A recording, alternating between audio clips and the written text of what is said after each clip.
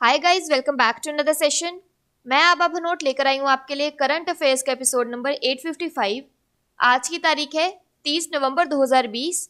हमारे दो चैनल्स हैं, पिनेकल और फ्रंटियर IAS, और अगर अभी तक आपने इन चैनल्स को सब्सक्राइब नहीं किया है तो सब्सक्राइब करना बिल्कुल ना भूलिएगा। साथ ही साथ इस बेल आइकन को जरूर दबाना है ताकि हमारी आने वाली हर वीडियो की नोटिफिकेशन आपको मिल सके। हमारी दो वेबसाइट्स हैं, sscglpinacle.com और baljeedhaka.com। इन दोनों को विजिट करना बिल्कुल ना भूलिएगा। ये सेशन हर रोज सुबह 4 बजे अवेलेबल हो जाता है और वीडियो की एंड में आपसे क्विज के क्वेश्चन पूछे जाते हैं जिनका आंसर आपको कमेंट सेक्शन में जरूर करना है। साथ ही साथ हमारे दोनों टेलीग्राम हैंडल्स फ्रंटियर IAS और SSCGL पिनेकल ऑनलाइन को ज्वाइन जरूर करना है for daily videos, PDF and monthly magazine. Start करेंगे प्रीवियस क्विज के साथ। आपका पहला क्वेश्चन था, किस देश के प्रधानमंत्री को नोबेल शांति पुरस्कार 2021 के लिए नामित किया गया है? तो इसका सही जवाब था इजराइल। और आपका दूसरा क्वेश्चन था, 2020 के लिए अंतिम फीफा रैंकिंग सूची में भारत का रैंक क्या है? तो इसका सही जवाब था 104। स्टार्ट करेंगे आज के सेशन के पहले क्वेश्चन के साथ। हाल ही में किस देश ने समुद्री सुरक्षा पर चौथी राष्ट्रीय सुरक्षा सलाहकार त्रिपक्षीय बैठक की मेजबानी की है? तो इसका सही जवाब है option number C, Sri Lanka. Bharat, Sri Lanka और मालदीव ने चौथी सुरक्षा सलाहकार त्रिपक्षीय बैठक की। इसकी मेजबानी श्रीलंका ने की है। भारत का प्रतिनिधित्व राष्ट्रीय सुरक्षा सलाहकार अजीत डोभाल ने किया।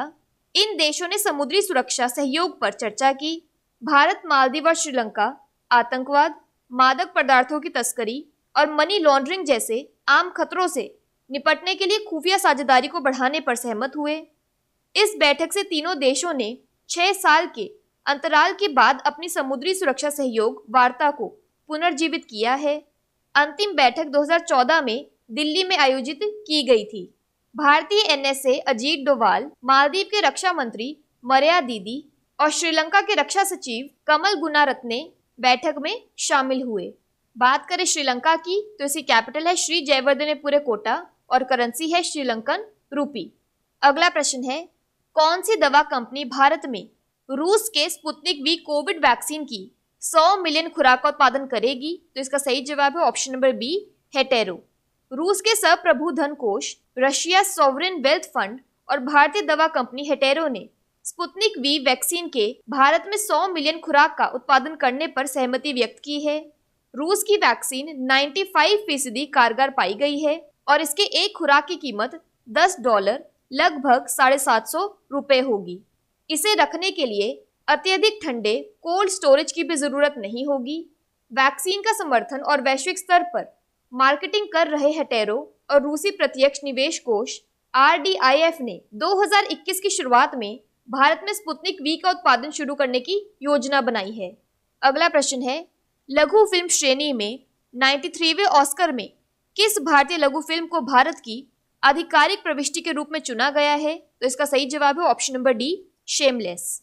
मलयाली फिल्म जल्लीकट्टू के बाद अब लेखक निर्देशक कीथ गोम्स की शॉर्ट फिल्म शेमलेस भी ऑस्कर की दौड़ में शामिल हो गई है। 93वें ऑस्कर के लिए भारत की ओर से शेमलेस को लाइव एक्शन शॉर्ट फिल्म की कैटेगरी के लिए नॉमिनेट किया गया है। पिछले साल अप्रैल में रिलीज हुई शेमलेस ने प्रवासी वर्ग की ओर हकदारी, मानवता और सहानुभूति के मुद्दों पर कुछ प्रासंगिक सवाल उठाए। अगला प्रश्न है, किस राज्य ने खाद्य और पोषण सुरक्षा लक्ष्यों को प्राप्त करने के लिए संयुक्त राष्ट्र विश्व खाद्य कार्यक्रम के साथ एक लेटर ऑफ अंडरस्टैंडिंग पर हस्ताक्षर किए हैं? तो इसका सही जवाब है option number D, Rajasthan. Rajasthan सरकार के विभिन्न विभागों और संयुक्त राष्ट्र विश्व खाद्य कार्यक्रम के बीच प्रस्तावित सहभागिता के लिए एक लेटर ऑफ अंडरस्टैंडिंग LOU पर हस्ताक्षर किए गए हैं। इससे पहले राज्य सरकार के खाद्य नागरिक आपूर्ति विभाग तथा संयुक्त राष्ट्र के विश्व खाद्य कार्यक्रम के बीच गत 29 अक्टूबर को समझौता ज्ञापन MOU पर हस्ताक्षर किए गए थे। खाद्य एवं नागरिक आपूर्ति विभाग तथा संयुक्त राष्ट्र के विश्व खाद्य कार्यक्रम के बीच हुए करार की शर्तों के तहत योजना विभाग सहित महिला एवं बाल विकास, स्कूल शिक्षा, ग्रामीण विकास तथा जनजाति क्षेत्रीय विकास विभाग आदि के साथ भी विश्व खाद्य कार्यक्रम द्वारा LOU किए जा रहे हैं ताकि इन विभागों द्वारा अपेक्षित सहयोग लेकर खाद्य एवं पोषण सुरक्षा के लक्ष्य प्राप्त किए जा सके। यहाँ पर एक रिवीजन की बात करें तो Nobel peace prize 2020 world food programme को दिया गया था। बात करें राजस्थान की तो इसके डैम्स और रिवर्स में आता है जवाहर सागर चंबल, जसवंत सागर लूनी और राणा प्रताप सागर चंबल। नेशनल पार्क्स में आता है Ranthambore national park, Sariska tiger reserve, Keoladeo national park और डेजर्ट नेशनल पार्क। राजस्थान की कैपिटल है जयपुर, गवर्नर है कलराज मिश्रा, सीएम है Ashok Gehlot. World heritage sites में आता है जयपुर सिटी और जंतर मंतर। अगला प्रश्न है, कौन सा देश कोयले से बिजली बनाने वाला पहला अरब देश बन गया है? तो इसका सही जवाब है ऑप्शन नंबर डी, संयुक्त अरब अमीरात। संयुक्त अरब अमीरात हाल ही में कोयले से बिजली बनाने वाला पहला और संभवतः अंतिम अरब देश बन गया है। कोयला संयंत्र हसायन को 3.4 बिलियन अमेरिकी डॉलर की मदद से दुबई में स्थापित किया जाएगा। प्लांट की क्षमता 600 मेगावाट होगी। बाद में 2023 तक इसकी क्षमता को बढ़ाकर 2400 मेगावाट कर दिया जाएगा। कोयले से बिजली का उत्पादन करने के लिए दुबई में 3.4 बिलियन डॉलर की लागत से हसायन कोयला संयंत्र शुरू किया गया है। यहाँ पर एक क्विक रिवीजन की बात करें, इजराइल के प्रधानमंत्री बेंजामिन नेतन्याहू और अबू धाबी के क्राउन प्रिंस मोहम्मद बिन जायद अल नहान को दो देशों के बीच रणनीतिक और राजनयिक संबंधों की स्थापना में उनकी भूमिकाओं के लिए नोबेल शांति पुरस्कार 2021 के लिए नामित किया गया है। बात करें यूएई की तो इसकी कैपिटल है अबू धाबी और करेंसी है यूएई दिरहम।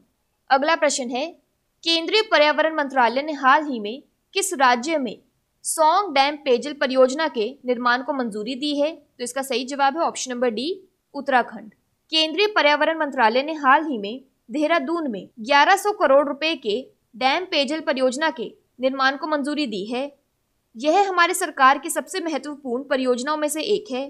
केंद्रीय जल आयोग पहले ही सौंग डैम पेयजल परियोजना के डिजाइन को मंजूरी दे चुका है। यह योजना देहरादून शहर को 24 घंटे पीने का पानी प्रदान करेगी और रिसपना नदी को पुनर्जन्म देगी। मूल रूप से सौंग नदी पर बनाया गया यह बांध लगभग 148 मीटर ऊंचा है और इसका उद्देश्य 6 मेगावाट तक बिजली पैदा करना है।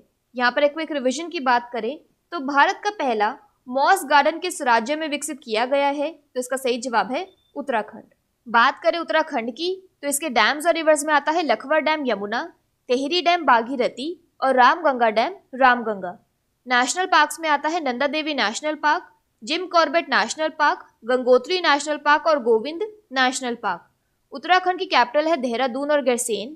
गवर्नर है बेबी रानी मौर्य और चीफ मिनिस्टर है त्रिवेंद्र सिंह रावत। अगला प्रश्न है, हाल ही में किस केंद्रीय मंत्री ने भारत जलवायु परिवर्तन ज्ञान पोर्टल लॉन्च किया है? तो इसका सही जवाब है option number B, Prakash Javadekar.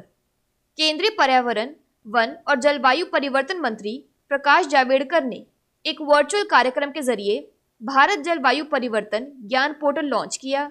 यह पोर्टल एक एकल बिंदु सूचना संसाधन होगा जो विभिन्न लाइन मंत्रालयों द्वारा की गई विभिन्न जलवायु पहलों के बारे में जानकारी प्रदान करता है, जिससे यूजर्स इन पहलों पर अद्यतन स्थिति तक पहुंच बना सकें।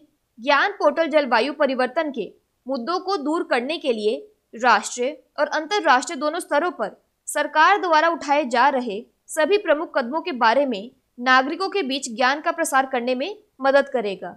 अगला प्रश्न है, प्रसिद्ध कार्तिकेय दीपक त्योहार किस राज्य में मनाया जाता है? तो इसका सही जवाब है ऑप्शन नंबर डी, तमिलनाडु। यह त्योहार तमिलनाडु राज्य में रोशनी के त्योहार के रूप में जाना जाता है और यह नवंबर और दिसंबर के महीने में या कार्तिकेय के तमिल महीने की पूर्णिमा के दिन भव्य रूप से मनाया जाता है। इसे एक विस्तारित दिवाली के रूप में भी जाना जाता है और यह सबसे प्राचीन के साथ साथ तमिलनाडु के विस्तृत त्योहारों में से एक है। प्रसिद्ध थिरुवन्नमलाई श्री अरुणाचलेश्वर मंदिर में भरनी द्वीप प्रज्वलित किया जाता है। इस वर्ष प्रचलित महामारी को देखते हुए अन्य स्थानों से भक्तों का प्रवेश वर्जित कर दिया गया है। तिरुवन्नमलाई में प्रसिद्ध मंदिर 5 तत्वों के सम्मान में है। यहाँ पर एक क्विक रिवीजन की बात करें तो 21वीं सदी का पहला नागा अर्जुन वेशा उत्सव किस देश में मनाया गया है? तो इसका सही जवाब है ओडिशा। बात करें तमिलनाडु की तो इसके वर्ल्ड हेरिटेज साइट्स में आता है monuments at Mahabalipuram, Chola temples और Nilgiri mountain railway line. National parks में आता है Indira Gandhi national park, Mudumalai national park और gulf Mannar marine national park. Tamil Nadu की कैपिटल है चेन्नई, गवर्नर है बनवारीलाल पुरोहित और चीफ मिनिस्टर है E.K. पलानीस्वामी। अगला प्रश्न है, वरिष्ठ नेता अहमद पटेल के निधन के बाद कांग्रेस पार्टी के कोषाध्यक्ष के रूप में किसे नियुक्त किया गया है? तो इसका सही जवाब है ऑप्शन नंबर सी, पवन कुमार बंसल। कांग्रेस अध्यक्ष सोनिया गांधी ने वरिष्ठ नेता अहमद पटेल के निधन के बाद पवन कुमार बंसल को पार्टी का कोषाध्यक्ष नियुक्त किया है। बंसल एक पूर्व केंद्रीय मंत्री हैं। वे अखिल भारतीय कांग्रेस कमेटी AICC प्रशासन के प्रभारी हैं। कांग्रेस अध्यक्ष सोनिया गांधी के राजनीतिक सचिव रहे वरिष्ठ कांग्रेस नेता अहमद पटेल का कोविड-19 के सकारात्मक परीक्षण के बाद निधन हो गया है। वह 71 वर्ष के थे। अहमद पटेल ने 1977 से 2020 तक भारत की संसद में 8 कार्यकालों के लिए गुजरात का प्रतिनिधित्व किया है, जिसमें वे लोकसभा में 3 बार और उच्च सदन या राज्यसभा में 5 बार शामिल थे। अगला प्रश्न है, किस भारतीय अर्थशास्त्री ने the Bhagavad Gita for millennials नामक पुस्तक लिखी है? तो इसका सही जवाब है option number B, Vivek Debroy. The Bhagavad Gita for millennials पुस्तक में विवेक देबरॉय ने भगवद गीता को सहस्त्राब्दी के लिए एक सरल और सामंजस्यपूर्ण रूप से लिखा है।